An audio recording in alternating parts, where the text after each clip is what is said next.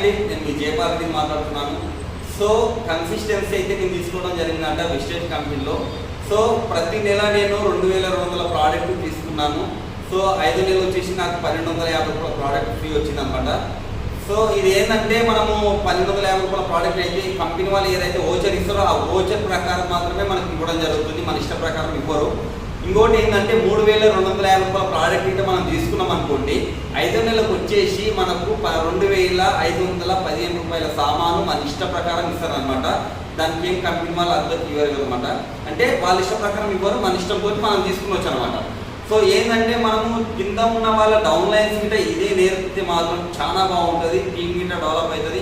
ప్రతి ఒక్కరు గిట్ట ఈ విధంగా చేయడం వల్ల ఏమైందంటే టీం అనేది ఫాలో అప్ అవుతుంటుంది. ప్రతి నెల 2 నుంచి 14 తారీఖు లోపల బిల్లులు చేయాలనే వాళ్ళకిట ఆపత్రయం ఉంటుంది అనమాట.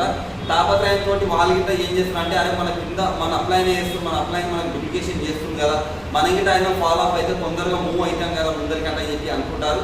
సో ఏంటంటే బిజినెస్ ముందుకు వెళ్ళేది కావాలి కానీ ఇంకా పడేది ఆలోచన చేయదు. ఏదైనా ఇంకా మనం ముందుకు వెళ్ళాలి, ముందుకు వెళ్తూ మన టీంను ముందుకు తీసుకెళ్తే చాలా బాగుంటుంది అనమాట. సో నెక్స్ట్ టైం ఎప్పుడే కానీ 60p మాత్రం తీసుకోకండి. 60p తీసుకోవడం వల్ల మనమే లాస్ అవుతాం అనమాట.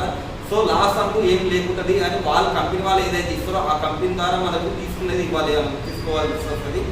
ఇది ఏంటంటే 3200 ప్రోడక్ట్స్ ఇస్తే మన ఇష్టం ప్రకారం మనకి ఏ ప్రోడక్ట్ కావాలన్నా మనకి తీసుకునొచ్చు.